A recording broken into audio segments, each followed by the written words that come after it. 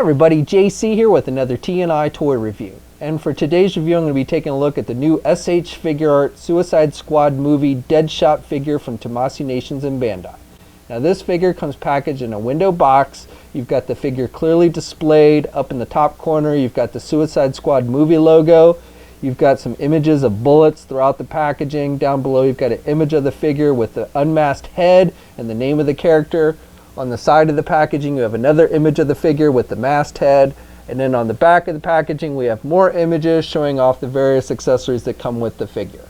All right, let's get this open and take a look at what's inside. Okay, so here's a look at the figure outside of the packaging along with the other contents. Now, first of all, let me just say a big thanks to the folks at Bluefin Distributors for sending me this figure so I could review it for you guys. So first of all, the figure comes with 3 different pairs of hands. So you get a pair of closed-fisted hands, and these are the ones that are attached to the figure when you first take it out of the packaging. Then you get a pair of open hands, and then you get a pair of grip hands. And with the right hand, with this one, you get the trigger finger that's pointing out, so you can use it kind of as a pointing hand and as a trigger finger. And you've got some nice detailing with the black on the gloves, and you've got the red on the underside, and good skin tone on the fingers. And they match up nicely with the figure. Switching out the hands on these is easy, just like with all the SH Figuarts. You pop off the hand you want to replace, and you've got that double ball hinge peg system, and then you just pop on the hand you want to replace it with, and the hand should pop in there and will fit nice and tight. The figure comes with 2 different head sculpts. So the first head sculpt you get, the one that's attached to the figure when you first take it out of the packaging, is the Unmasked Head. And I gotta say, they've done a really nice job with this one. Looks like Will Smith, like he did in the movie. He's got the bald head and he's got the mustache. And again, nice paint applications and good job with the sculpting. It definitely looks like Will Smith in my opinion. Now, switching out the heads is easy. You just pop off the head you want to replace. It attaches with a ball joint, which is down there in the neck. And then you just take the head you want to replace it with and pop it in, and it should click into place nice and tight. And then with the second head sculpt, we get the Masthead. And again, I think they've done a really nice job with the sculpting detail with the eyepiece, and you got a little bit of red and some metallic silver there on the eyepiece. So I think that looks good. And I like how the eye you can see, the human eye you can see on this side. I think that looks good. And you got some holes here on the mask for breathing, and you got some line work sculpted. So it looks very true to how it appeared in the movie. So again, really nice detailing with this head sculpt. And then finally, the figure comes with the rifle accessory. Now it is a little disappointing that this is the only weapon accessory that he comes with. He does have other weapons that are sculpted on the figure, but they're not removable. It would have been nice if we at least gotten a pistol along with the rifle, but as it is, we do get just the rifle. And I do think they've done a good job with this, with the sculpting detail. It looks very movie accurate. The paint applications are good. You've got the maroon color with the metallic gold and the black throughout. And again, nice sculpting detail here on the sculpt, and you've got the gold up on the top of the rifle as well.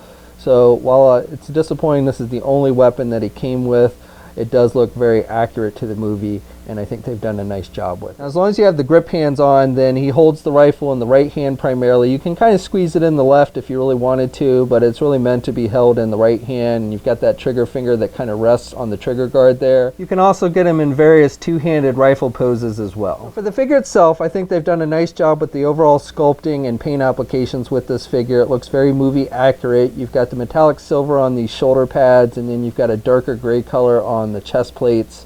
And then he's got the red shirt and the dark gray pants, and he's got the gold tipped magazines on the front here. Now these front magazines you might be able to pull off. Looks like you might be able to pull off. They do have some movement. Looks like maybe they're attached with pegs. They don't come off easily, so I don't want to pull and break it, but if you really want to get those off. Now the magazines themselves don't like slide out of the belt or anything. It's not really meant to be removed, but again, I do think they are attached with just little pegs. And again, they give you some movement there on the front, mainly so you can move the midsection. This chest plate also has some articulation. It's actually a separate piece on the figure. So again, that's for when you're moving the figure, because this chest plate kind of comes down over his waist. He's got the magazines, and you've got some nice detailing. Now the magazines themselves are not removable, but again, you can kind of just pull these off. They attach with a peg, so if you want to remove those, you can. But they don't, the magazines, the individual magazines don't actually remove from the pouches. But you do have nice detailing with the line work on the magazines, and then you've got the maroon and the metallic gold. And then again with the knee pads, you've got the maroon color and the gray. He's got this knife down here on his left foot. Now again, the knife itself isn't removable from the sheath, but you can actually pull the sheath off. It just attaches with a little peg. so you can plug that in or however you want. And then he's got the pistol over here. So this pistol would have been nice if they actually made removable, but it's not. It's actually sculpted in there. So that's my really biggest complaint with this figure, is it would have been nice if they'd made some of these weapons on his belt and stuff actually removable. But again, nice detailing with the gold and everything. And then he's got the pistols on his back here. Again, these aren't removable, but nice detailing. And you got the sculpting on this back plate with some line work, which looks good. And of course, he's got the wrist guns that he uses. Nice detailing with the red and the gold and everything, and looks accurate to how it appears in the movie. Okay, so for articulation, you can turn the head to the left and the right, and he can look down about that much, and he can look back pretty good as well. And you can also pivot the head to the left and right. You get movement with the entire neck with this one. And then with the arm, you can get the arm out good. Even with the shoulder pad, you can get good movement there. You've got rotation, and you can kind of pull the arm out from the socket, and you get that kind of butterfly movement with the back and forth movement.